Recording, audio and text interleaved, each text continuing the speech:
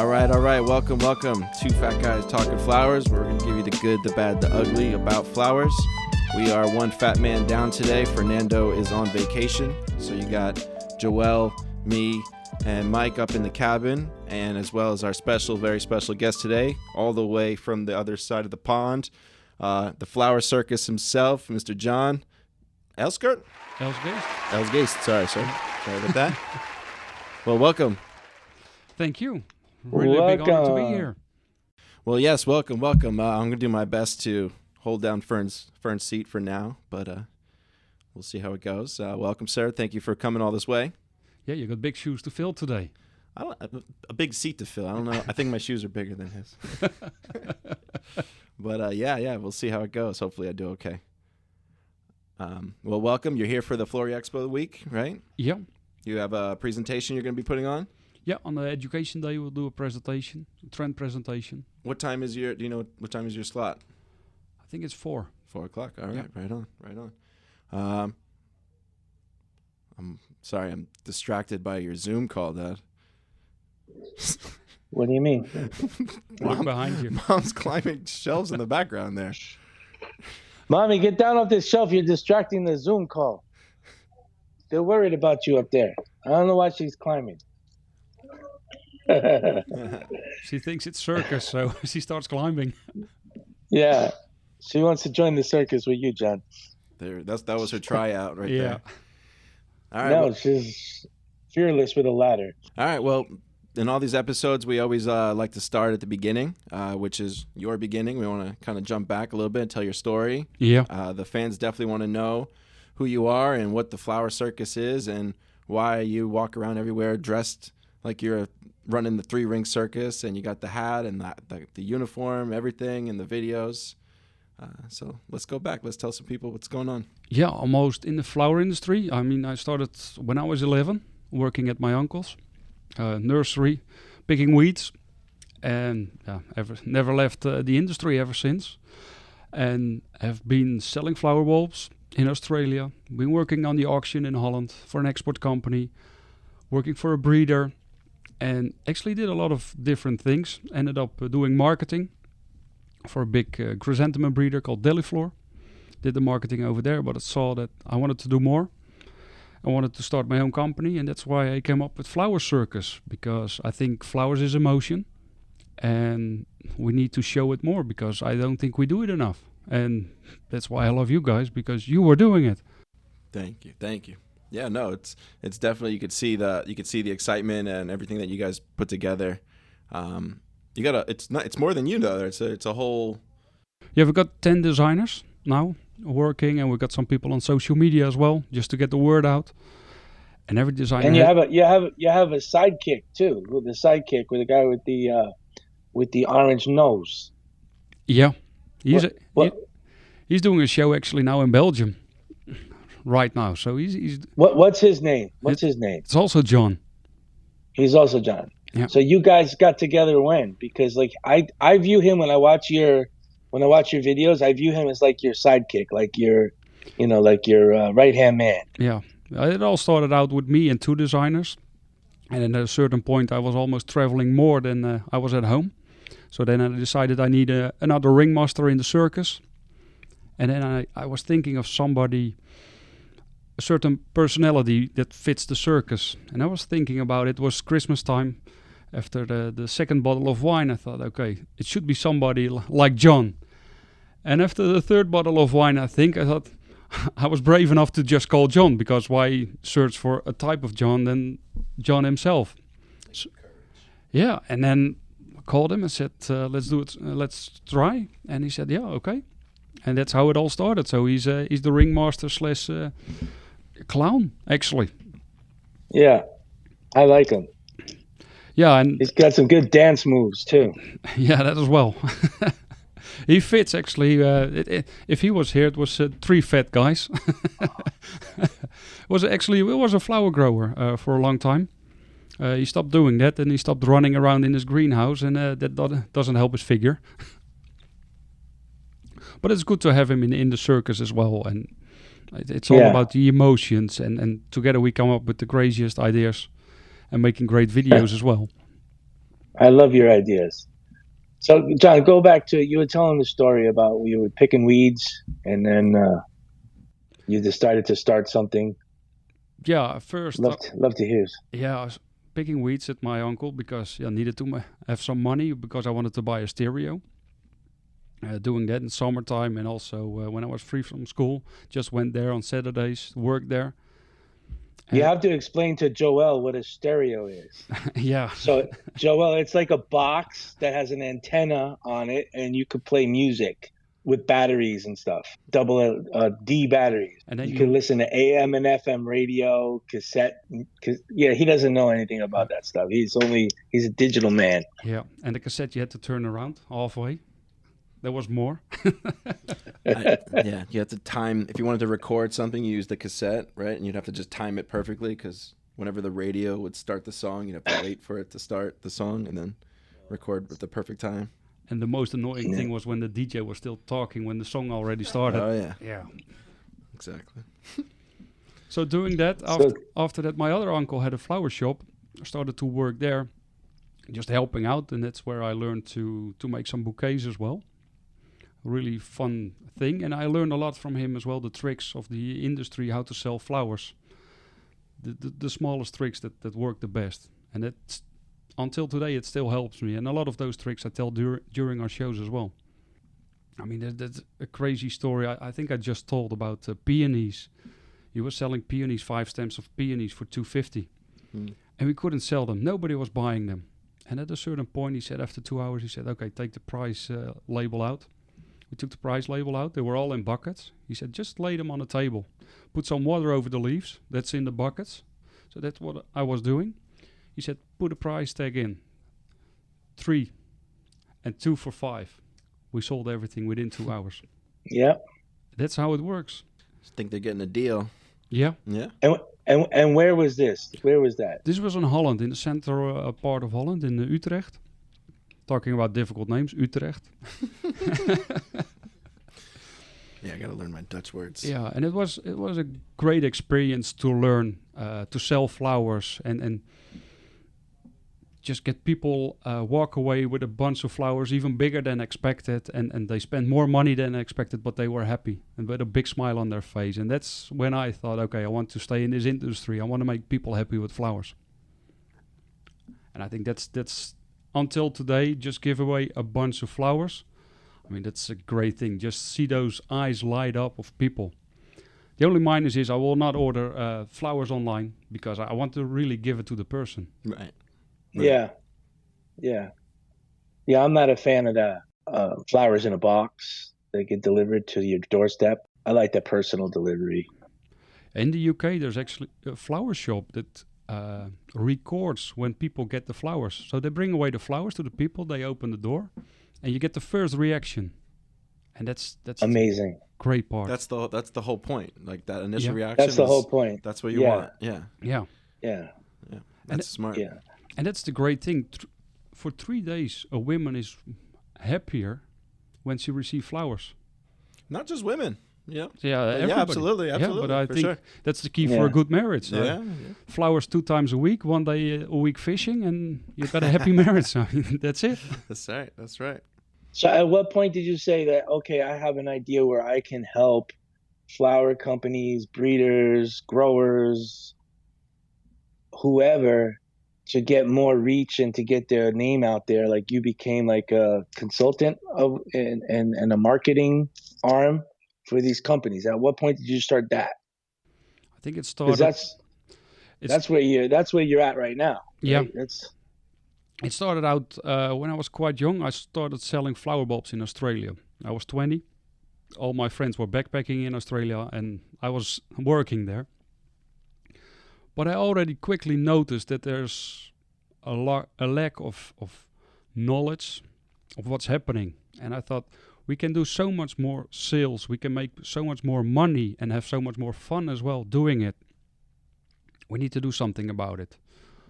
After that, working at Deli Floor, also traveling all over the world. And I thought, okay, we don't know enough about each other. A grower doesn't know what is happening with his product. And the florist doesn't know where the product comes from. not a lot of florists know where the product comes from, how long it will take to grow a rose, to breed a rose or a lily or a protea. And those stories that make the difference with any other gift product there is in the world. I think it's so cool to see that there's a protea, that's Protea barbigera. It's grown only on one mountain in the world, on one side of the mountain. They tried it all over the place, all over the world, to grow it on another place, but only over there they can grow it.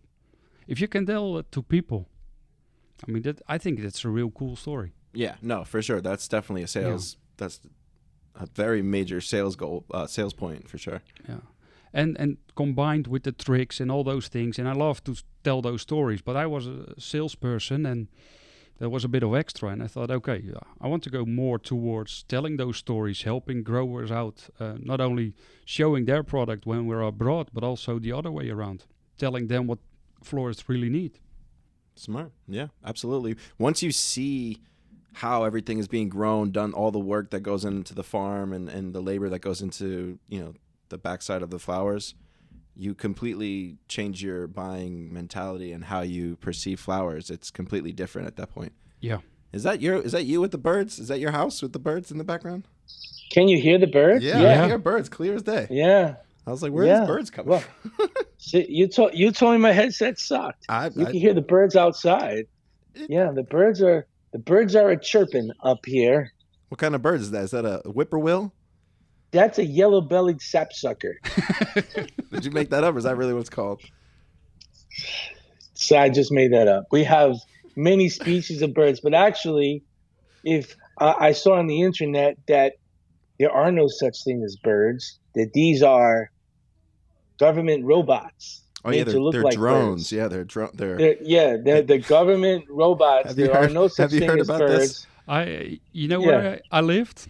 And, well, we need to get into where you live. That's a whole part of this conversation that I'm definitely looking forward to hearing about. But we should let's get through what the good part. Then I will tell you the bird story as well. Jesus, but now I'm very curious. The birds are recharging on the power line. Right, that's the theory going on. Yeah, that's the theory. Yeah, They don't have Wi-Fi yet. They need to be on the power lines. Right, exactly. They need to recharge their batteries. I just think it's incredible you could actually hear them through my headset. Right. Yeah. Nice. It's nice up there. So I'm used to being there in the room with you, John, all strapped in, and everyone's drinking and having a good old time. So it's a little earlier than normal, so no whiskey glass today, but he will get he will take his to go. Oh, that's cool. Take his to go. Yeah.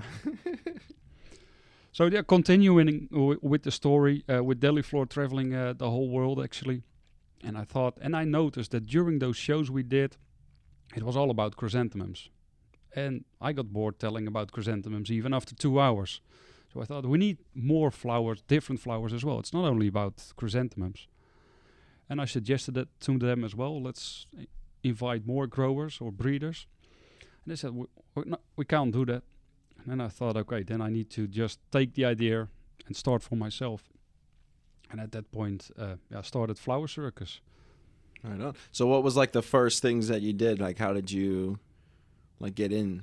You already knew some growers and breeders and things like that. So you started with people you knew, or? Yeah. I mean, obviously, when you work for different companies, you know a lot of people. Mm-hmm. And that's why I just came up with the idea. Spoke with a couple of guys and said, okay, this is my plan. This is what I want to do. What do you think? Are you in or not?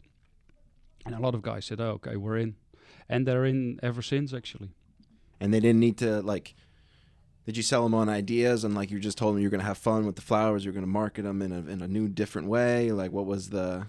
Yeah, I said, okay, we're going to go to the customers because the flower chain, is very long. And even in Europe, it's way longer than it is here in the US. So the problem is, I don't know if you do it here at school, but when we're young in Holland, you sit in a row and one whispers something in the next person's ear, and then it goes around. And at the end, you got a totally different sentence. That's telephone. The telephone. Yeah, that's the game telephone. Yeah. But we're older now, but we still do the same. Mm-hmm. The grower or the breeder tells a story, and somewhere the story gets lost, or It's a totally different story, and that's what I wanted to skip. I wanted to tell the stories directly to the florists and the wholesalers. Right on, right on. I think it's good to explain to the listeners also, like, kind of what it is that you're doing it with Flower Circus to people that haven't seen any of your videos and things like that. And the name is actually what you guys are doing. You guys are running a 3-ring flower circus of marketing, essentially. Yeah. And you're all dressing the parts, and you're having fun in your videos, and you're posting it, and you're creating really great content. So thank you. If you like to, he's also like, I would say, like-minded the way we do things too, because he likes to include the actual client in what he's doing. He has them having fun. Yeah, for sure. And he has them laughing, you know. Yeah, but let's face it, we're in the flower industry. We either sleep or work. So we need to have fun while we're working. Yeah. I mean, it's a tough industry. I mean, we get kicked around all the time, even when there's no crisis. So we need to have fun. And there's 2 ways that people remember things. First one is irritation. And the other one is having fun. Mm-hmm. So, okay, let's have fun. I mean, that's the most important thing. And we started out doing shows at wholesalers. They just invited their customers, having an open day, and actually just to create a night out for people in the flower industry. So we do a demonstration with a good designer making commercial designs. But those old shows, I mean, they were boring. Mm-hmm. And they still are. Yeah, I mean, some of them. Yeah, and it's not about the designer. I mean, they are very creative and they're great people. But I can understand if you're into your design, and when they get into the zone, they forget everything around them. And there's 300 people watching the designer, and he or she stops talking for a minute, 2 minutes, sometimes even 3 minutes. And nowadays people get their phone and think, I need to do this, and they just go into Instagram and they lose interest. And I thought, okay, this needs to change. We need to entertain those people. So when the designer isn't talking, I will be talking. And the designer is purely for the design. What are the techniques? Why is he or she doing it like that? And then I can tell more stories about how to sell flowers, where the flowers come from, how to take care of the flowers as well. Care and handling is a important thing, of course, as well. And just but it's not just you're not just showing the flowers. You're also educating designers on a new style of design, on a new way, another person to. So it's almost like a video lesson, as well as you're trying to promote that product. Yeah. For example, remember, Ryan, we sent John some hippie psychedelic roses before COVID hit. Oh yeah. And he had designers doing their own style with our hippie psychedelic roses. I thought that was so cool. And I don't know what kind of I don't know what their end results of those things were, but for me, it was like showing designers, professional, high-end, creative designers around the world, that it's okay to design with color enhanced flowers. Yeah, no, like you can make it work. Yeah, and it's okay. And it's like, and I just love that they were doing that. And there, I believe it was like 4 different designs that they did, John. Right? 4 different, 4 or 5, yeah, and more than that. It was us as a small farm putting our products in the hands of talented European designers and spreading the word of our farm all around Europe. That's that was a great, not even just the world, really. There's a great reach from over there with your show. I definitely think that if you want to get your name out there in Europe, being involved with the Flower Circus is a great first step in your marketing, for sure. Yeah, and it's the online part we do, of course. We started out just going on location with the wholesalers. Of course, when COVID hit, we needed to change our tactics a bit because we couldn't travel anymore. So we started doing those shows as well online. Just 1 hour flower fun, 8 to 10 bouquets in an hour. And they're not just like regular bouquets. I love how the designers really like push the envelope and really try to come up with unique structures and forms and all kinds of different ways to arrange the flowers. Yeah. I mean, you can't do the same twice because No. we're living in a time where everything is posted online. If you've seen it once, it's not new anymore. So you need to come up with new things. Yeah, and it all ties into the whole circus, concept of the thing. Like going bigger is better in that sense. You want 12 elephants in the room holding the flower. You know what I mean? That's but you have to be quick. I mean, building up a design from nothing, it's nice, but it takes 45 minutes to an hour. And we just give you the idea. Yeah. And that's it. And a good florist can recreate the same design. Maybe puts his own twist on it. That's even better. But to use that, and then you can go further. And I mean, a dozen red roses everybody can sell. But the only thing the consumer thinks is, so what's the price? Yeah. But if you make a signature dish, then nobody's asking for the price because you're unique. And then you can charge what you want. Right. And what you're using is, because it's kind of universal for any florist to use that information, the pricing and stuff is depending on your location, where you are and everything like that. So. Yeah. And let's face it, you can be creative with gerberas, with roses, with lilies as well. It doesn't necessarily need to be the high-end peonies or all those kind of flowers. Is that part of your challenges that you have to work with, like you said, chrysanthemums and a lot of basic flowers that's not as good for social media, as exciting for florists to see? Or is that fun for you because it creates more of a challenge to come up with something creative that way? Yeah, it's more of a challenge. And let's face it, if we look in a flower shop, that's the most flowers. And I think personally that you can make the most money out of those flowers as well. Yeah. Yep. Yeah. That's your baseline. Yep. Yeah. So, and if you can create more money out of that, okay. And then you get more creative as well. And then you can get more, I mean, putting a bunch of peonies together, of course, it looks great. And yes, but are you a good designer? No, you're a good designer, I think, if you can work with only chrysanthemums or 70% chrysanthemums in a bouquet. Yeah. And be creative with that. Yeah. Some of the designers, they even text me and say, I don't want to know what you're going to bring in for a show. That's fun. I want to be surprised. Yeah. And then I put all the buckets in a row, and then they come in, give them a coffee, and then they start walking around. Yeah, that's a sign of true talent because they visualize what they're going to do just from the colors and the stems that they see. Yeah, they're going to do something crazy with just what they was spontaneously. That's what I was looking for. Spontaneously. Mm-hmm. The only thing I tell them during a show, I said, okay, you can do 2 designs, you can do whatever you want. All the other designs, I want to see commercial designs. So you can directly copy it into your flower shop. So it's not going to be $1,000 bouquet because there's so much effort in the construction and things like that. No, we need to sell it quick. So if there's a construction, you need to make it in 5 minutes. Gotta be realistic. That's part of that's cool. I like that. It should be like that. So we were talking a little bit before earlier about because you have characters. All your designers are characters in a way, and you have different designers for different uses, and you yourself you wear a few hats. I guess you can say it, right? Yeah. And that's also part of your videos. Like you were telling me about your video of you talking to your twin brother. What was the professor's name? Dr. Van Bloom. Dr. Van Bloom, exactly. Yeah, that's fantastic.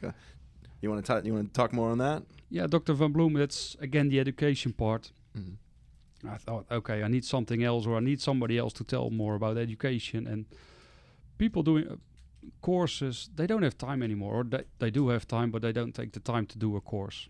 So it's like TikTok and Instagram. Mm-hmm. It's those short videos. And Dr. Van Bloom will explain within 30 to 40 seconds about a flower. Right.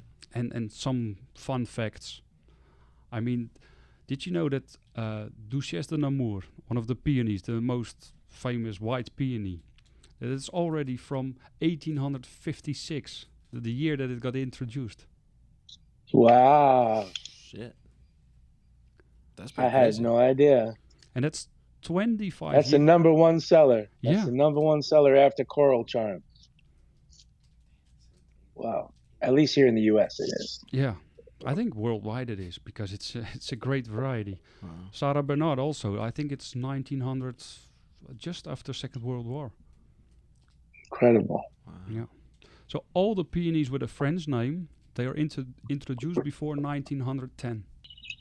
Hmm. So but it's I think it's a fun fact just to tell in a flower shop when you're making a bouquet, while people are waiting, you can tell those things. Yeah, yeah. That's a Those really are fun interesting. fact. That's a really fun fact. Yeah, for sure. Yeah, I like that. That's a really good idea. Just to keep people's minds working. Dr. Van Bloom and the Flower Circus. You guys are on TikTok too? Yeah, we're on Yeah, TikTok. nice. Yeah. Getting into that. That's a new one. That's a good growing one. Yeah, I think TikTok is the next step. I've said, Mhm. okay, For sure. I don't want to do the dances because Flower Circus, we have our own thing. Yeah.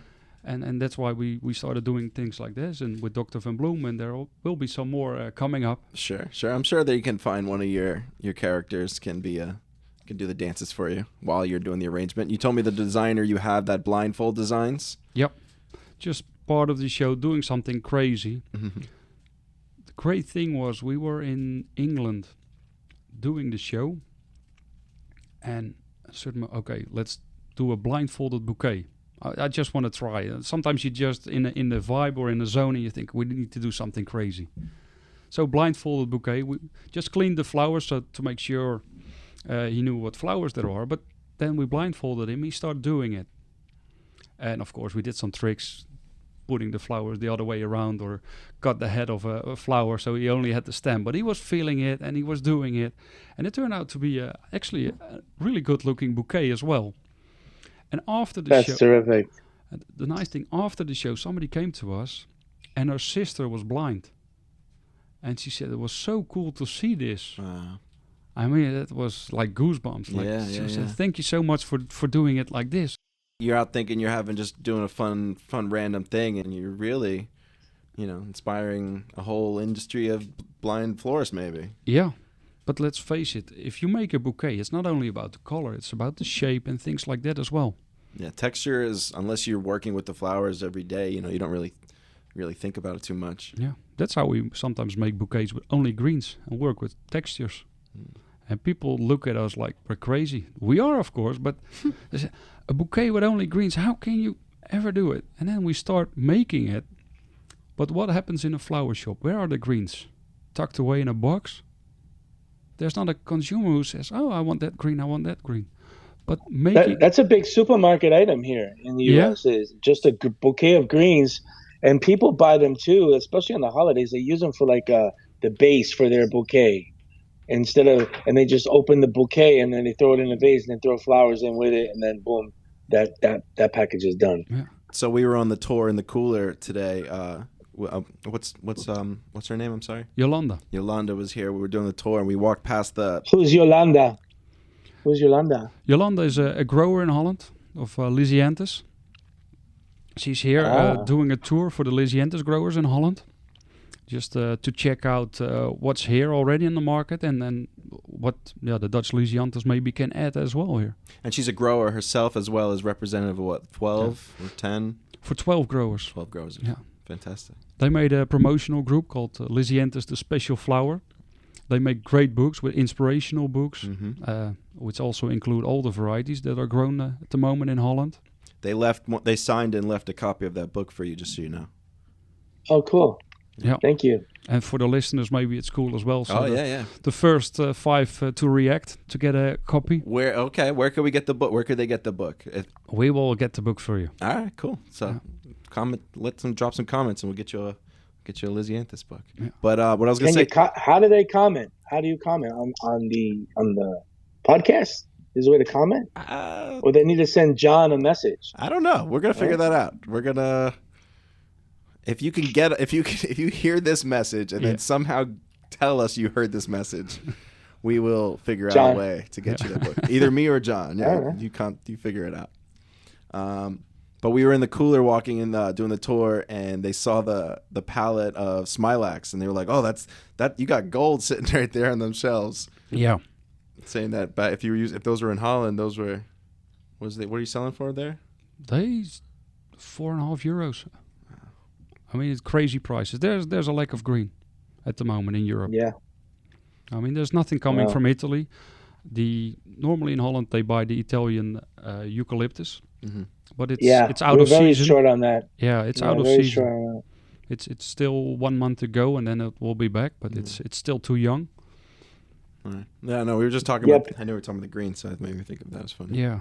But what's happening here that people are buying greens and then add flowers? That's not happening in Europe yet. And what I see in Europe, they hide the greens. You never sell something you hide. Right. And if you show it as a nice bouquet, then people can choose their own greens. The stupid thing that's happening in a lot of flower shops is that the florists just add greens and they're not charging for it. Well, I mean, I just said €4.5 for a bunch of And salon. the greens are far more expensive in Europe than they are here Yeah. in the US. They're far more expensive. Why is that? Most of it ships from other places. Mm. So a sea container is 3 times the price it used to be, and productivity is half of what it used to be. Availability is really low. I would assume, I don't know for sure, but I'm pretty sure that greens in general take way longer to propagate than fresh cut flower material. I just think it take a longer time. However, on the walk around up here, John, I have wild leatherleaf up here everywhere. Yeah. Yeah. Oh, I also why found wild astilbe the other day on the side of the road. Imagine that. And I just got an email that there's a shortage of astilbe. Yeah. Get your shears out. You got So- shears up there? Yeah. But that's the Yeah. nice thing of traveling as well. That, I mean, just some small plants that we sell in Holland, and I'm here and I see it. It's like a tree. Traveling around the world and seeing plants that, a pot size 12 centimeters. And then you see a whole tree, and then I'm like, Yeah. I'm going crazy. I mean, Yeah. going on holidays with me, that's not a fun trip because I look at every plant around. Yeah.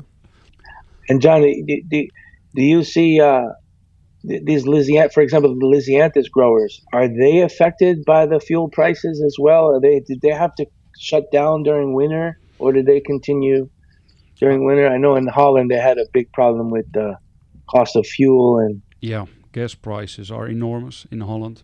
trying to heat those greenhouses. Yeah, I think the big shock will come from September onwards.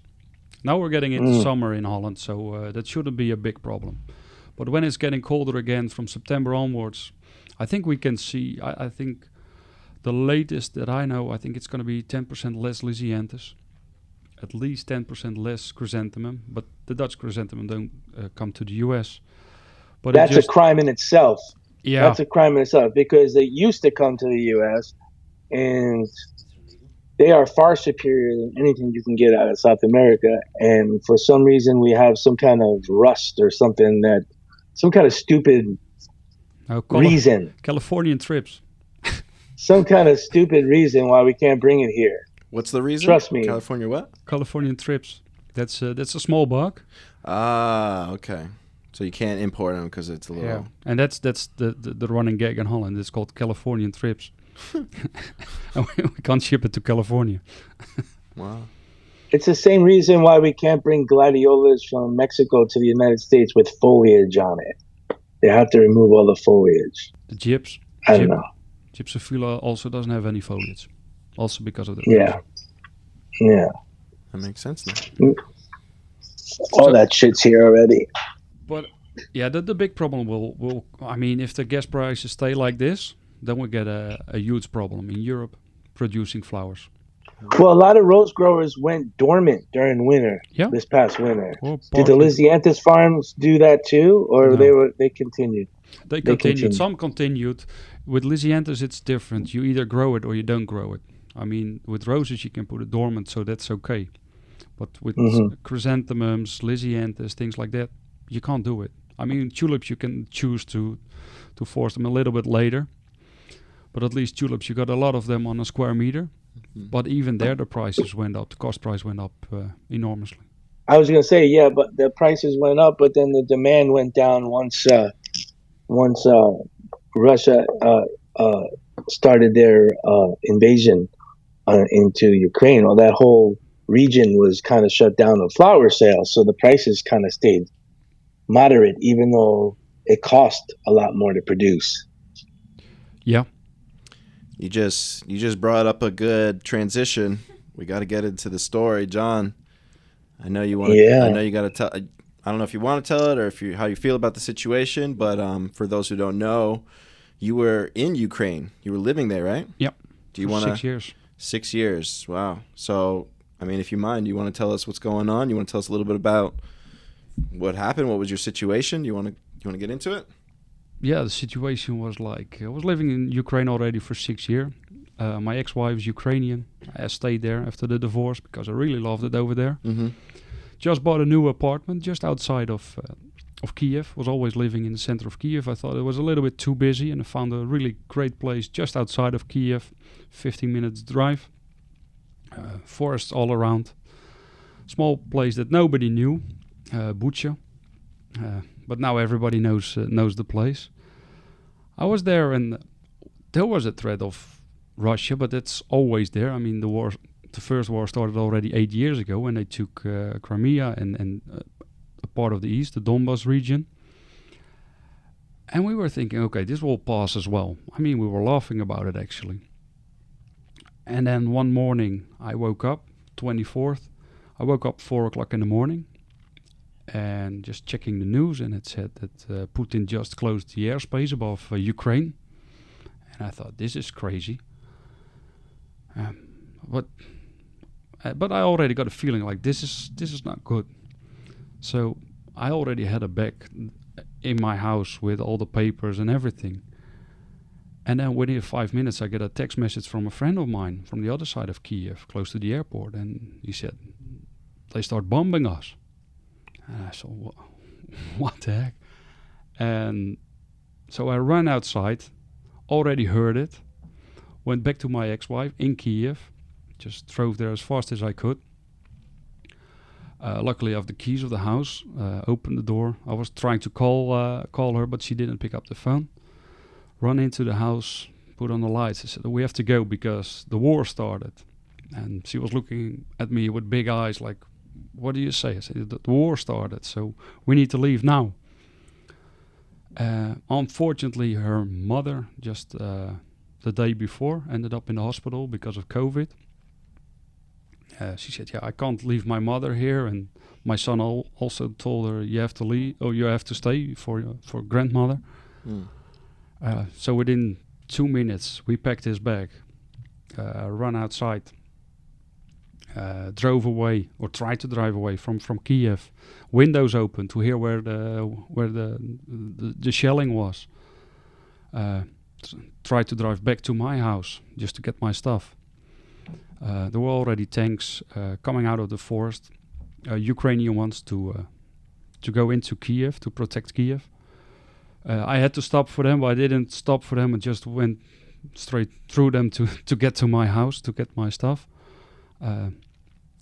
It was already traffic there. I mean, every gas station, people were waiting. I think there were already 100 cars, and we're talking about 5:30 in the morning. People running with suitcases on the street. Everybody was ignoring traffic lights. Just got into my apartment quickly, just grabbed everything I thought I needed in one suitcase, closed the door, run downstairs, and drove off. Took an alternative route because there was traffic everywhere already. A 3-minute drive took me 1 hour to get out of that city. I mean, in a city of 50,000 people, so it's a small town. Finally got out, started texting the embassy, like, okay, I'm going to drive here. I'm going to drive off on this road because I thought, who knows, maybe they know more than me. Just drove off, windows open, just here where the shelling is, as fast as I could. But after 1 hour, I thought, okay, I need to check how many gas do I have. Will I make it until the border? I took the northern route, which was a risky one, but I already knew that the other route was, I mean, there was a lot of accidents there already. People couldn't get out of the city.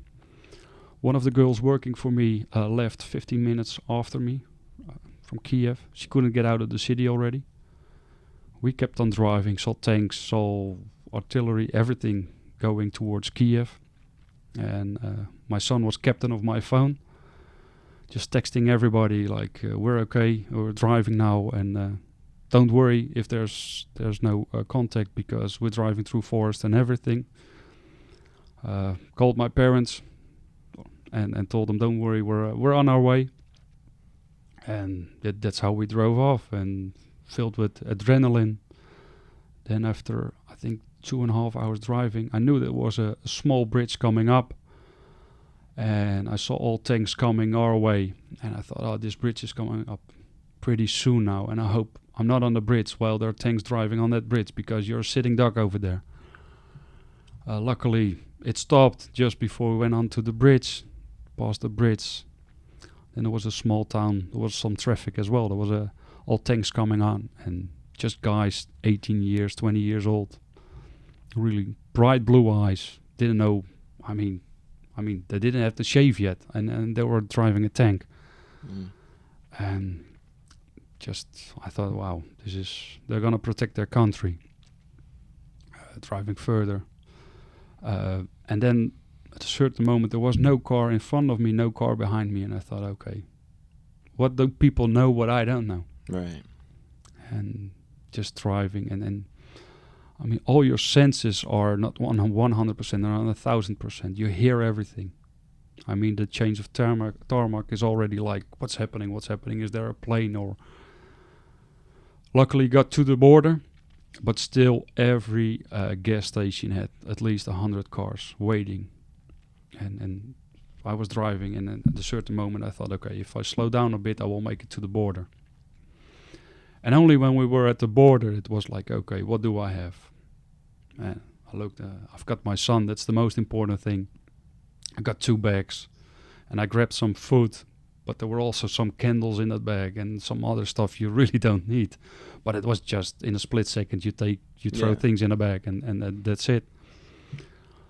Finally could call my parents and said, okay, we're at the border, we're okay. Calling my ex-wife. Which border, John? Which border was that? To Poland. To Poland. Yeah. And seeing there already a lot of women with small children there without a husband. Just 1 hour after we crossed the border, they closed the border for all the Ukrainian men, because they had to defend their country. They couldn't leave. But you could already see it, that the women, small children, and waiting there. And luckily we had our own car, because a couple of hours later there was so many people going to the border. At a certain point it took people 3 days to cross the border. Some people left their cars behind 40 kilometers before the border, because it was in traffic, and they just started walking. It was terrible. What with on the Polish border, John? I'm sorry to talk about it. I'm trying to visualize on the Polish border. Were there a line to cross? Not Did yet. you have to go through any kind of interview process to get across, or they just let people in? How did that? I mean, we were so lucky that there was, at that moment, I didn't have any doubt that so we left as one of the first ones. And that's why at the Polish border or the Ukrainian border, they didn't ask anything. Luckily, I've got had all the paperwork ready. So that really helped. And the Polish border as well. It stopped for an hour. I think they just checked, okay, what do we need to do? So there was no movement at all at the border. And then they started to let people through again. Normally you need a COVID test. They didn't ask for a COVID test. So luckily we just could move on. But that was the beginning. And then driving through Poland, I could also see the panic over there. Because the Polish, they have a history with Russia as well. And they really hate them. But also there they were filling up their cars. It was crazy to see all those things, and a lot of police driving to the border just to help out, because they knew a lot of people were on their way to the border. Mm-hmm. And yeah, like I said, I was so lucky to be one of the first ones to get out. And especially when you talk to your neighbors later in Bucha, and some friends as well. There's the airport close to Bucha, that's the Antonov airport. That's the one they wanted to have within 24 hours. So half an hour, 20 minutes to half an hour later. When I left Bucha, they came with, I think it's around 40 to 50 helicopters to conquer the airport, which is not even a mile from my house. Wow. and they shut everything. When we just crossed the border, we already got the pictures that the supermarket we normally go to, 200 meters from our house, was burned down. Cars were shut. Everything was burning there, and it was crazy. Wow. And then 2 weeks in, lost contact with my neighbors. No internet. They didn't have any power, water, anything. It took another 10 days before they could leave the city. But you could already see it was totally shut down, and the Russian special forces were there. At least 11,000, I think, on 50,000 people. Wow. At a certain moment, they were looking for Nazis because they thought we were all Nazis in Ukraine, and me as a European there wasn't the best thing to be there. So luckily, I got away. Is that a thing? Nazis in Ukraine? No, there's one battalion that's fighting, that sympathizes, but that's a few people. And but that's what they're telling the Russian people. Is that? But yeah, I saw that in the news. But they something say about them there. Yeah, everybody in Europe, they are Nazis, and even the people from Israel are Nazis. So I mean, they go crazy. But at a certain moment, they just shot everybody that was on the street. And all men between 18 and 60 were just killed at a certain point. Just point blank shot them, and no further questions, and that was it. And unfortunately, I mean, Bucha is now famous because it's close to Kiev, and once it got liberated, they could show it to journalists. But there are many other places in Ukraine that go through the same, and even worse now, because it took a month and a half just to liberate Bucha. But there are places, I mean, we're in 100 days now into the war, and some people are already occupied for 100 days. Mariupol there's nothing left there.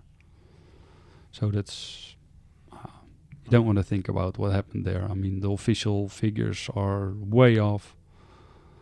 I think Mariupol, at least 25,000 innocent people died over there, Jesus. At least. I'm so sorry, man. Shit. Yeah, I mean, I've got my son, he's healthy, my ex-wife, she's healthy. People working for me also fled to the west. They are okay. Actually, one of the girls gave birth to a little boy last week. That's nice. Back in Kiev again, so looking forward to raise a boy, and hopefully in freedom that the Ukrainian people fought for or are fighting for again. I mean, Ukraine is, I mean, after the Soviet Union collapsed 30 years ago, they were really fighting and building up the country, and they know what they have been through during the Soviet regime. So they don't want to go back. No. Actually, one of the second biggest city in Ukraine, Kharkiv, 50% of the population is Russian. Right. But they don't want to go back. They said, we want to be Ukraine. And the funny thing is, in the West, they always said, yeah, Kharkiv, that's half Russian. And now they say, Kharkiv, that's Ukraine. Wow. And it's unbelievable. I mean, it's what the people do. I mean, they're already painting the parking spots at my apartment already, and it was occupied. The people were living there. They robbed us from everything. I'm lucky that the building is still standing, but everything that was worth something is gone. And not only that, I mean, they were stealing toilet seats. I mean, how crazy if you get it. People missing toilet seats, people missing, of course, jewelry. But they took everything. Even old Nokia's 20 years old. Wow. But it really was like, we need to destroy it. Because what Ukraine has, it needs to be below Ukraine or Russia. So our standard must be higher. There's a big, beautiful park like Keukenhof in Holland with all the flower bulbs. There was a Ukrainian man who built it as well because he loved it so much. He built it. I think it was 40 miles outside of Kiev, in the middle of nowhere. 3 buildings. They destroyed everything. With tanks, they drove through the fields so the tulips wouldn't come up. I mean, just to destroy it. No, just because, yeah. Yeah. So that's crazy. But their history is very cruel, and history is repeating. I mean, the craziest things happened throughout the history already, and that's Europe is reacting pretty weak because they think, there's some humanity there, but there isn't. There's never been, and as we can see now, it's happening again. And even there was the Minister of Foreign Affairs in France was saying, let's just give a part of Ukraine so to get it over with. And they don't want to do it. It's crazy. Yeah. It's crazy. I'm so sorry you had to go through all that. I'm sorry you had to deal with that with your family. You're still dealing with it, I'm sure. But doesn't kill you, makes you stronger. And I ended up on Friday night at my parents' place. Luckily, I could stay at my parents. Your parents were in Poland? No, in Holland. Holland. So you drove from Ukraine to Holland? Yeah. How long of a drive is that? It's 2 days. So it's I don't know in miles, but it's 2,000 kilometers. 2,000 kilometers. Yeah. But I parked my car, and it was like I was driving for 10 miles because it was all adrenaline. Right. And once I was there, I said, my son, just get out. And he ran to my parents, and I was sitting in the car, and I was crying my eyes out. All the adrenaline came out, and I thought, okay, I did my job. My son is in safety, and that's the most important thing. Yeah. And that was it. And couldn't sleep, of course. I mean, I think it's for 3 weeks now that I can sleep, or that I can normally sleep, or really? at least longer than 4 hours. But I mean, couldn't sleep, so I woke or just got downstairs again. And my parents don't have a big kitchen table, but I just opened up the 2 bags that we had, 2 suitcases, put everything on the kitchen table, and I thought, okay, this is it. That's what we have. And from now on, we need to build it up again. And that's the way it is now. And actually, I can't wait to get back. Maybe it sounds crazy, but I think I owe the Ukrainian people something. I mean, they gave me a lot of joy living there. But yeah. So right now you're living in Holland? I'm living in Holland. And your plan is to go back? Yeah. Yeah. But first I want to see what's happening. I don't want my son to see how the house looks. How old is your son? He's 12 years old. He's 12, yeah. That's a crazy age to be doing through that. Yeah, luckily we raised him both in the Russian language, which is spoken a lot in Ukraine, or by most of the people. It's changing now rapidly, of course, and in the Dutch language. So he could make friends quite easily and just get to school in Holland as well. That was great.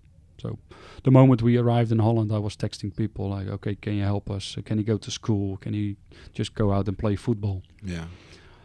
So he has dual citizenship? Yeah. He is. Oh. That's good. So that was really good. But I want to go back, clean everything, see if it's safe enough to go back for him as well. I mean, we had, I think, 100 angels on our shoulder, as we say in Holland, just getting out alive. I don't want to risk it again, because one day your luck runs out, and I think I used a big chunk of it already. Right. I can't even imagine like everything would change, like you're very much a positive person. Everything the Flower Circus is a very happy, fun. That's the whole, moral of it. That's the whole, the purpose of it. Like, how do you even get back into that mindset? Like, how do you switch gears back into that to think I wouldn't even care about flowers anymore. Like, how do you? It helped me go through it, actually. Yeah, just having something to distract yourself, focus on. I think I owe a big thank you to Joey Azut from Alexandra Farms. I was doing a show, I think 2 weeks after the war started, and he sent flowers. And the only thing I was doing, I was cleaning his roses, and I was putting my nose in it and enjoying the scent of the roses, and I forgot everything. Just back into the flowers, do what I love most, and I think I looked crazy over there during that show in France because my nose was between the roses all the time. I'm sure they understood what was going on, those who knew. But. Yeah, and everybody said, "Oh, we're so sorry." And what can we do? Yeah, you can't do a lot. Right. And just enjoy life. I mean, let's face it. I escaped war, but it doesn't matter what time it is. There's always a war somewhere, and it just teaches us enjoy life and enjoy your freedom, because it's not something that's just there. Yeah. And I think people should realize that, and that you just can give your opinion on anything. That's not something that is given in a lot of countries as well. That you can say that, I mean, in Holland people say, oh, our king is crazy, or our king is doing this or doing that. I mean, you can't say that in North Korea. You can't say that in Russia. Mm. I mean, people were protesting in Russia, holding up a sign, saying nothing. There was nothing on the sign. It was just blank. Even then, they got arrested. Yeah. And Ukrainian people know that they don't want to go back to a regime like that. No. And that's why a lot of those guys are giving up their... not only guys, a lot of women as well. They're giving up their lives for that. For a better future for their children. So yeah, it teaches you an important lesson. I mean, of course, you like a good watch or things like that. But what's it worth? I mean, I was the happiest man in the world, just seeing I had nothing, but I had a healthy son with me, and knowing that my ex-wife was safe, the people working for me was safe, and most of my friends were safe as well. And I thought, okay, this is getting out of a situation like that, and then most people are safe and doing okay. I mean, that's the most important thing. Yeah. And flowers help. There was the funny thing, the girls doing our social media. We did a show, like we do the monthly show online. We did the show especially for Ukraine. Mm-hmm. And they said, thank you so much, so we can get our minds off as well of the war, because we only see bad news. And finally we see that people are supporting us, making bouquets. Just remember that the war started the 24th of February, and the 8th of March is the biggest flower holiday of Eastern Europe and Russia. It's International Women's Day. Mm-hmm. All the exporters and the importers were buying flowers. That's the peak moment. So there were a lot of trucks just in transit with those flowers. Yeah, stuck at the border. Yeah. They were full trucks of flowers. And yeah, those women missing out on the 8th of March, that's also was a huge thing. Right. And so we wanted to give them something as well. Like, okay, these flowers are for you. And let's hope we can celebrate it normally again next year.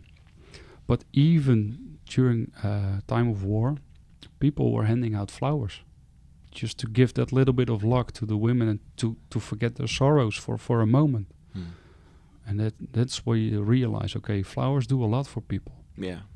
And I mean, I could say it helped me a lot. It helped other people as well. I mean, not only during war, but also the COVID. People sitting at home, and they understand that, oh, I bought flowers, I feel better. Because a lot of people were depressed sitting at home.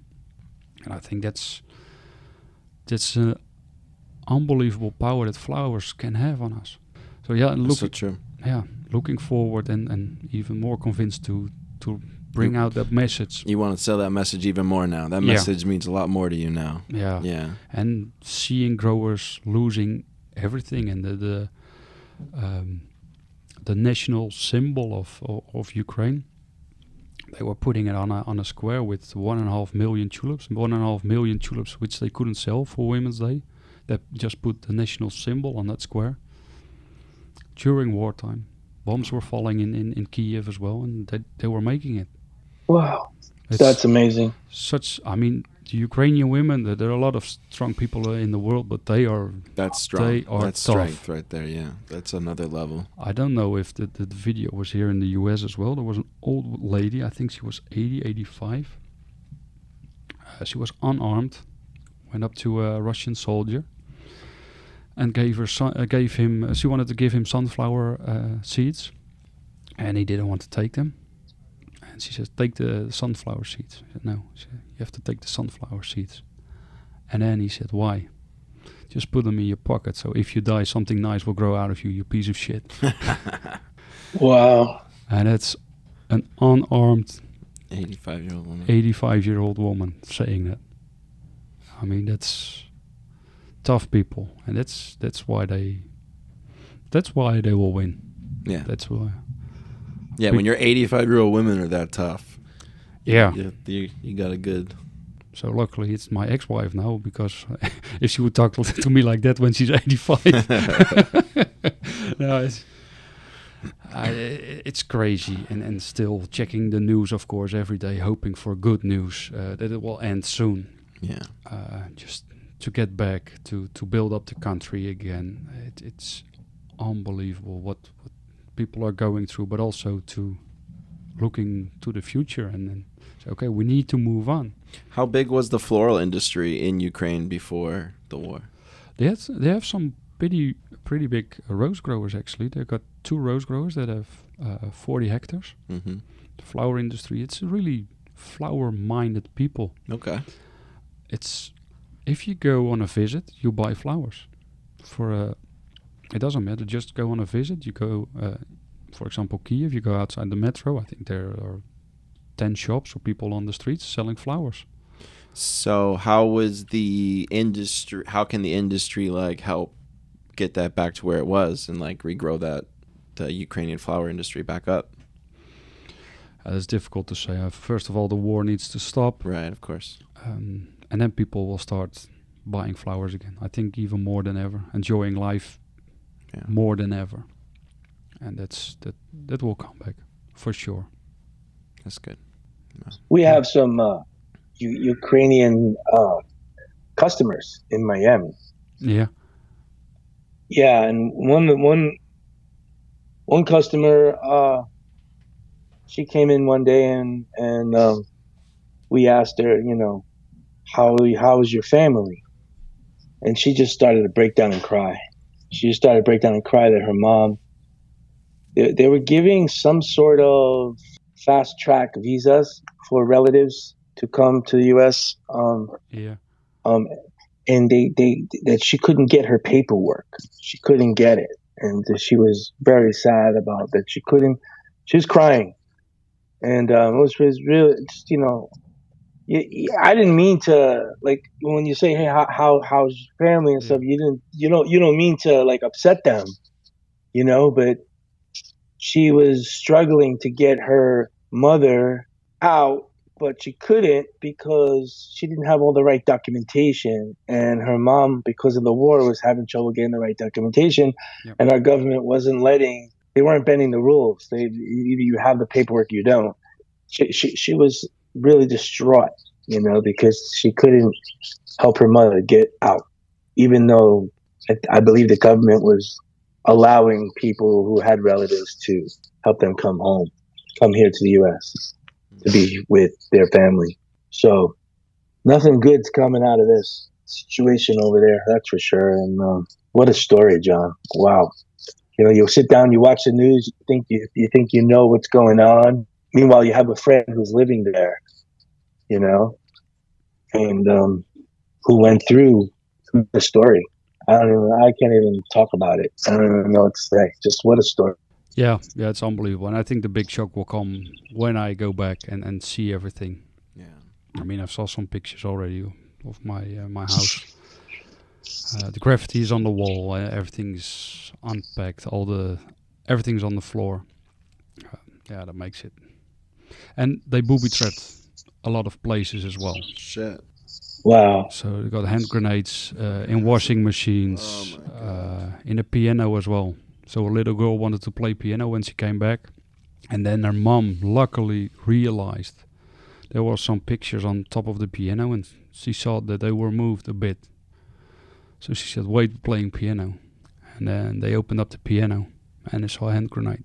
It's like underneath the bed, underneath the mattress, things like that. So there was just, I think a couple of days ago, somebody sent me a picture, and it was a mine just in the middle of the room, kettlebell on it.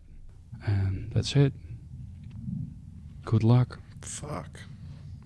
There was some crazy guys coming in. I mean, there's one region in Russia. The leader is called Kadyrov. He has his own army, and those people fought their own war already with Russia. They've been in Afghanistan. They've been in Syria, so they're fighting all their life as well already. So they're not only fighting. It's all terror. They raped every woman or girl they could find. It sounds like medieval times shit. It's fucking crazy that it's right now. Yeah. And it's not a military. Only military. There are civilians are under attack. Yeah. I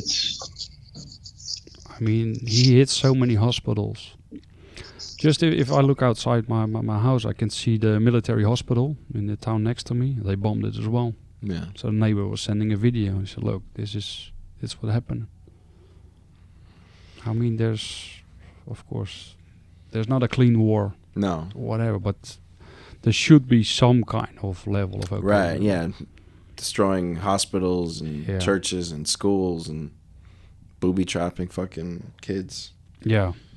But let's hope for the best, and it will stop soon. And then, I mean, a lot of innocent people get killed, and then, I mean, you can rebuild a country, but what's in people's head, that's going to be the biggest challenge for the coming years. Yeah, I can only imagine how that's going to go. Yeah. But yeah, it in the end, to go back to flowers, it shook up the whole flower industry as well. There was just panic in all of Europe. Yeah. Should we buy flowers, yes or no? Prices went up enormously. Where would you say things are now in as far as Europe goes with the industry and the war? If you look at the industry, Ukraine is not the first thing that pops up in the news. So, I mean, that's why people are, That's the sad part about that. Everybody's attention spans are 5 minutes. Well, people have already moved on in like SOS, like you in Miami, you would see SOS Cuba for a while, and a few months go by, and then that's the issues. The billboards go away, the bumper stickers disappear. It's the same thing with the Ukraine. There's people stop talking about it all around. Yeah, or something extreme needs to happen, but I mean, it's not even extreme. The fucking the NBA Finals is on, so let's not talk about the war anymore. Yeah, you know what I mean. It's a tension. Yeah, but people can't handle all the tragedy as well. I can imagine a lot of people told me, they say, sorry, but I can't look at the news. Well, and now the news here is every week there's another shooting here. There's what we got going on in the news here. So the one last week is immediately forgotten when the one this week takes place. And it's every week there's a new one, it feels like now. Yeah, but what scares me with this war as well and with the shootings, what you see, once there's one shooting, immediately there will be 3 or 4 more ones because it inspires somebody as well. Yeah. Crazy as it sounds. Yeah, no. And with the war as well, I think, let's please hope that it's not going to be a third world war, because there are other countries that are on the verge of doing something.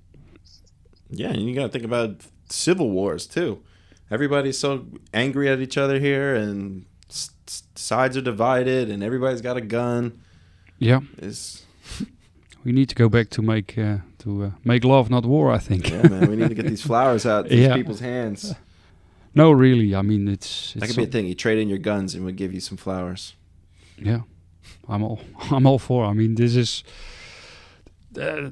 not gonna end good, and we need to learn that when you give one opinion, you need at least listen to 3 opinions. And not only send your opinion and expect everybody to listen to it. It's more than just listening to people's opinions. You have to, people have to start putting themselves in other people's shoes. Like, people listen to opinions all day, but they don't care about it because it's not their opinion. Yeah. It's more than just hearing it. So, so far the funny story of Flower Circus. See, I mean, I feel bad that obviously this podcast has definitely taken a turn towards the sadder, more realistic side of the world. I mean, that's really what it is, but that's your story, man. Your story is it's a crazy story, and yet we had to talk about it. Yeah. No, for It sure. had to be talked about. It's the good, the bad, the ugly about That's right. flowers. That's right. That's our thing. You've experienced And the this certainly ugliest. is. This is the ugliest. Yeah, this is the ugliest. I understood that there were flowers not being able to get into Ukraine, but they were getting in through other countries like Belarus, I believe. They were shipping Yeah. flowers there, and then flowers were getting into the country that way. But I can't imagine, like, they can't even bury people. They can't have funerals. They can't have any. There's nothing. No. There's no power. There's no. It's just so dark. It's so sad. Yeah, it So really is. sad. But what you see, and that's again the strength of the Ukrainian people. I think 60% already returned to back to Ukraine again, and also because you got your home over there, you got your apartment, you got your own life, and of course Europe did a great job, and I mean the whole world did a great job taking care of the people, take those people in their homes as well, or taking care of them. But you can't live in a small room with a whole family at another one's place when you have your own place. So people from Kiev and around Kiev, they went back, and they also felt like, okay, we need to build this country again. Yeah. And is it safe? No. The alarms go off 3-4 times a day. I still get the notifications on my phone. Also just to check if my ex-wife is okay, people that I know there are okay. I mean, it's not safe yet, but for those people, it's like you get used to everything. So the first sirens, you run into a basement and you take shelter. But if it happens 7-8 times and no shelling is happening, you think, okay, You stop going you down. stop. Yeah. I mean, last week I got a video, and then in the center of Kiev, the alarms are going off. Nobody even reacts. Just normal day. It's just normal day to day now. That's part of your life now. Yeah. Fuck. But I don't want to be that it's going to be part of my son's life. Right. And I think that's the most important thing for now, to give him a good future. Wow. And I mean, he's been through enough, and luckily we have the choice, and that he is in Holland, he speaks Dutch, that he can be there. Yeah. I mean, that's the most important thing, and then hopefully we can return, but it needs to be safe. Yeah. No, absolutely. That's the number one thing. Yeah. Luckily we had the option, or we have 2 options. For the people just returning, big respect for them. Right. And then, if nothing is destroyed, I mean, if you left your house in Kiev, for example, and it's still in one piece, it's easier to return than, Right, yeah. everything's messed up. There's nothing to go to. Yeah. Wow. I'm just so sad from John's story, man. I mean, look, I think people need to learn how to collaborate with the Flower Circus. I think that we started to before COVID hit, and then we kind of like fizzled out a little bit because of all the disorganization of everything and always being short-staffed. Yeah. But I mean, at the end of the day, I think the Flower Circus could bring a lot of value to a lot of these companies that are searching for more ways to sell flowers. And I think we should talk a little bit about that. Yeah. So looking forward, this is obviously a heavy conversation to have, but we could try and bring it back up, and because the Flower Circus is all about the fun and the positivity of the marketing of the flowers. So looking forward, what are we thinking Flower Circus wise? How can people get involved? How can you give people a little more information about your services and what we can do to collaborate? And so before you get there, I just want to say to whoever's listening, if you got in mind to improve your brand, the Flower Circus is your guy. The Flower Circus is your guy, because how many people you have following you, John? I think you have like some crazy numbers. Facebook is 40,000. Nice. That's a good number. 40,000. Yeah. Fantastic. And still 40,000. growing. Yeah. Mm-hmm. 40,000 on the Facebook. Who knows how many on the other social medias and YouTubes.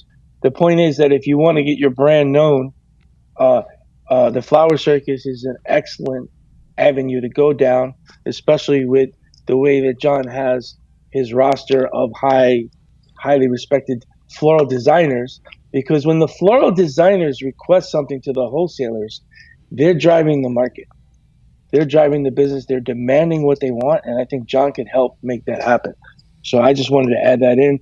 That's not a paid advertisement. That's a fact.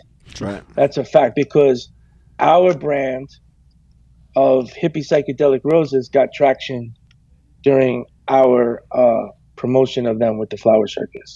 From one show. That one show. I know we did more than one, yeah. but that one show got a good amount. Yeah. First of all, thank you so much for your nice words. Flower Circus. It's not only about social media. I think it's the whole package. Yeah, because the shows and the exhibitions are kind of more where you get. I feel like that's more than the social media in a way. Like you can, because you're explaining, you're educating, as well as inspiring and motivating with the designers. It's more of a multifaceted attack that way versus social media. You're limited with the video and how long they watch it.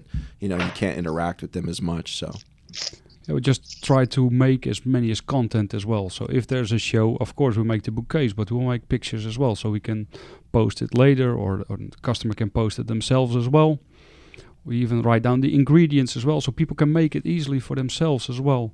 I think that's really important. And to make social media is great. I think it's a new way to reach people and to reach them in something on a place that's really precious for them. It's the mobile phone. Right. I mean, who leaves their home without their mobile phone? Nobody. Nope. So they're checking it all the time, and you can. I left my phone at home one morning, and I sent it in an Uber because I couldn't be without it. You see, I mean, we can reach out to anybody now, but it's one of the ways. Still, some of the old-fashioned ways work well as well. Yeah, I think, and if you combine those things, I think it's the repetition that makes it go around. I mean, Coca-Cola or whatever big company. If we were smart enough to remember it just by one time, I mean, I would advertise at the airport. Everybody uses the airport at least one time, and that's it. You don't have to do more. Mm-hmm. You have to repeat it. And don't forget, there are so many different flowers out there. And if you don't show it, if they don't know it, they will not buy it. Right. One of the examples I give during my shows, I say, okay. But don't you think the flower industry is heading towards like a brand kind of a business where it isn't just for example, I don't just want painted roses. I want hippie psychedelic roses. Isn't that what's the trend now in Europe? In Europe, it's really difficult to get a brand out. It's coming there, but the budgets for marketing in Europe are still quite small. Mm-hmm. Luckily, I mean, in the US, they're trying to do some things now as well to promote the flowers. Sorry to interrupt. Do you see anything different, how things are done, like advertising or marketing wise versus US versus Europe at all, or is that basically the same stuff? I think most growers and breeders in Holland or in Europe are still way too shy to talk about their product and what they are doing. They have so many, I mean, they've got thousands of great stories to tell. And the only thing they tell me the first time when I come in and they say, I just bought a new machine, it's €500,000 and wow, look at it. I said, yeah, but what does it do for the customer? Mm-hmm. And they can't tell me. I said, yeah, but I want to have a story. I want to tell me, what are you doing for the customer? And what makes it that they need to buy your flowers? And here in the US, people are shouting like, okay, my flowers are great. And that's something that we can learn, I think, in Europe. We're way too shy. And that's why I think brands still in Europe, they didn't really take off yet. Sometimes they tried it, but they don't give it. My last trip to Holland, I noticed more than ever that all the carts with roses have the cardboard now with the brand of the farm, and all the lilies have the brand. There's these beautiful, really high-end packaging, all with brands. Yep. And that's kind of new. They never really focused on that so much before. And on my last trip, and speaking about the automation, my last trip to Holland, we went to a lily grower. who had a huge facility. I don't know how many hectares it was, but it was pretty damn big. And I think there was 6 people working in there. Yep. Everything was automated. Everything was automated. The only thing that was manual was the guy putting the sleeves on the bunches and the other guy putting the bunches in the bucket. Everything else was kind of on its own. Yep. The system. And those are stories in itself, just watching how there's no people here. Yeah. That branding part, that's happening because the system changed in Holland. You can't see the physical flowers anymore when you buy on the auction. So they need to brand it more. And that's one of the things I tell people as well. If they don't see your product, you need to make a product that is reliable.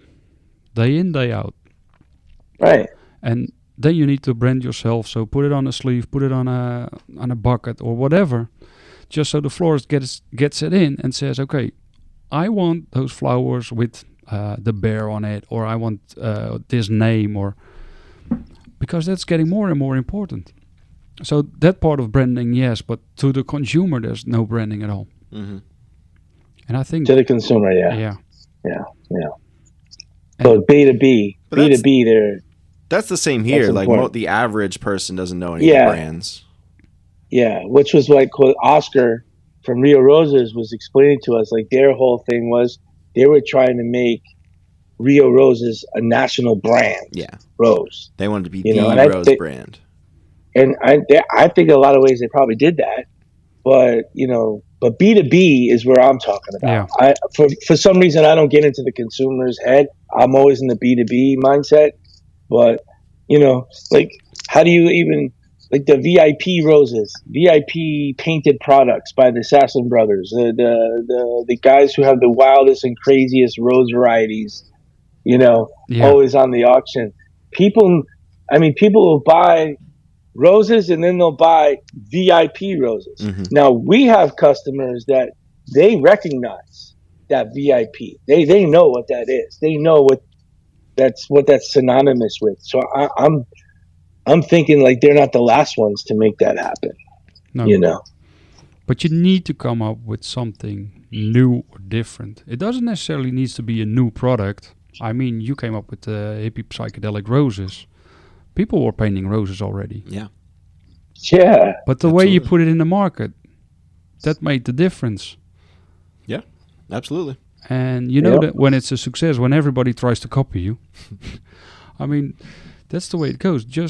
I think we forget sometimes we are so in love with our flowers sometimes that we forget to tell people how great they are. And we need to do it. That's where the Flower Circus comes in. And that's where we come in and tell people, look at it again. I mean, sometimes it's in the tiny details. There's a chrysanthemum variety.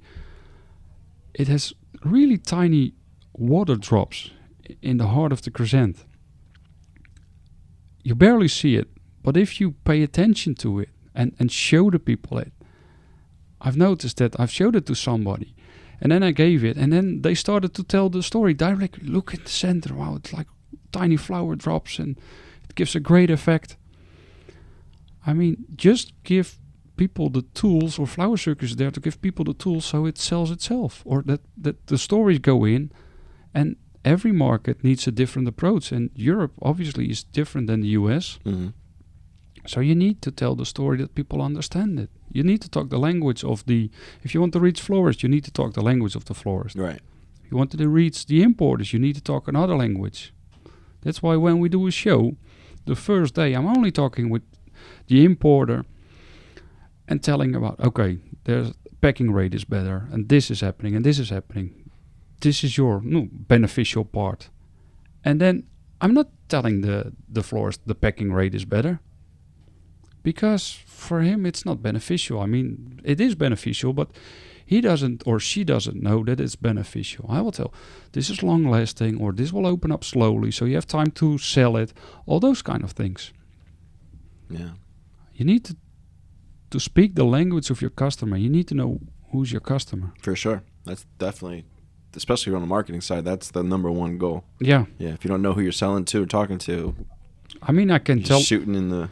I can tell a grower, look, I get a yield that's 20% better in the field, and then the grower and then the florist says, yeah, okay, what's in it for me? I know. Yeah, right. Exactly. Better price, Yeah, but I mean, okay, prices higher went up. quality. But Mike, you have been in the business for a long time as well. All the prices went up.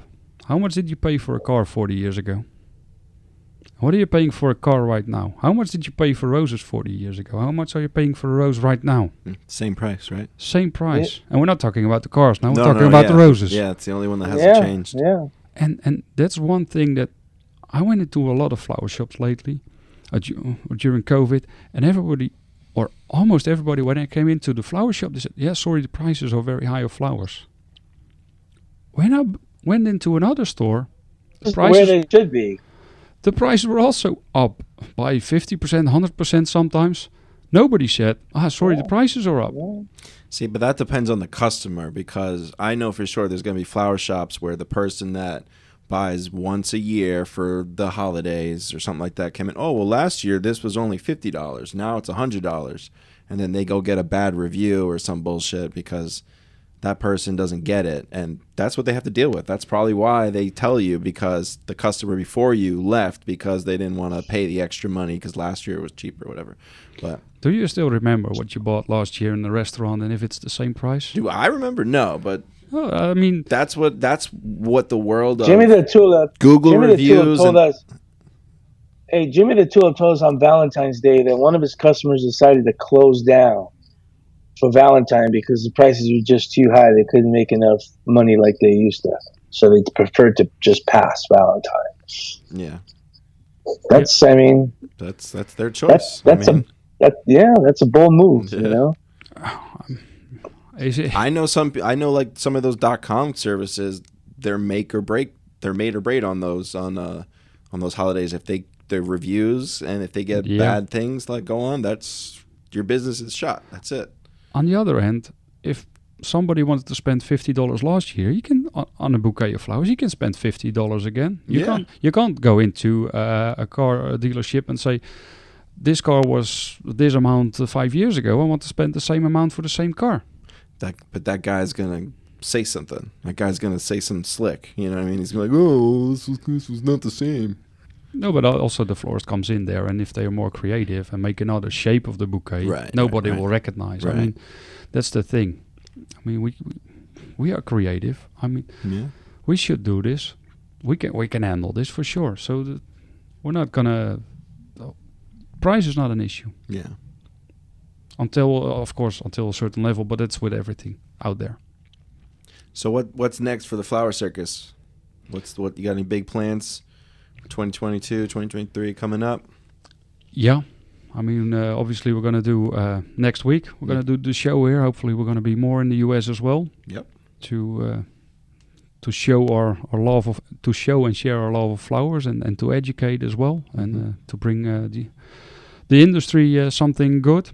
I mean, we can move on forward. We can make so much more money, I think, and with some simple tricks sometimes as well. Right on. And that's what we're going to do, and we're going to do this worldwide. And we've got some great shows coming up, but great shows, great videos. We're doing the 1 minute inspirational videos on YouTube. Mm-hmm. We know now everything needs to be quick.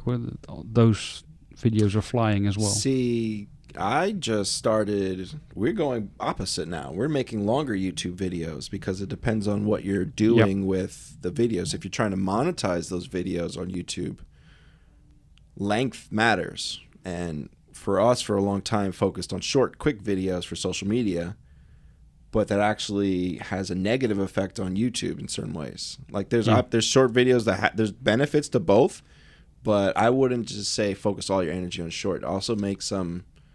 Don't be afraid to make long videos. People watch YouTube as they don't have TVs, they don't have cable, they have just YouTube and Netflix, and they just watch whatever plays sometimes. And I know. You'll be surprised. People watch longer ones. I know it's either really short ones, right, or long ones. There's nothing in the middle. I mean, with our Flower Circus talks, is also sometimes an hour and a half. People watch it. Yeah, but 15 minutes, 20 minutes. That's the difficult one. Yeah, well, at least for Flower Circus. Yeah, no, but like ours are like either 2 minutes or 8 minutes, and even then it's not really long enough too. But yeah, I get it. So yeah, a lot of things coming up, and just check us on social media on our website. And What's the URLs? What are your handles? flowercircus.nl. .nl and at the Flower Circus, at Flower Circus. At Flower Circus. At Flower Circus. All right. So thank you so much for inviting me. I mean, it's a joy to listen to your podcast. And are you a fan? Are you a listener of the? Yeah, I am actually. Right, so cool. And actually, yeah, nice. Nice. It's just great to sit in the car and listen to you guys talking about flowers. I mean, that's what I enjoy, and seeing and in this particular part, of course, hearing it. People with a big passion of flowers. I mean, that's connecting us. It doesn't matter where you are in the world. Yeah, well, it's a pleasure to have you here. Let me tell you, Ryan and Joel have been working really hard on trying to make this podcast a real thing, not just a little side deal. It's actually, you can see what they've invested in, and we don't have a real fancy studio. You're in the cone of silence right now, but it's really cool when people that we know or people that we don't know are actually, we know that they're listening. Mm-hmm. Yeah. I just think that's really cool. It makes me happy that you listen. It's not a crazy big industry. So like, no, the numbers aren't, insane numbers. They're good numbers for what we're doing here. I mean, it's a small show. We're doing it in our office, once a week.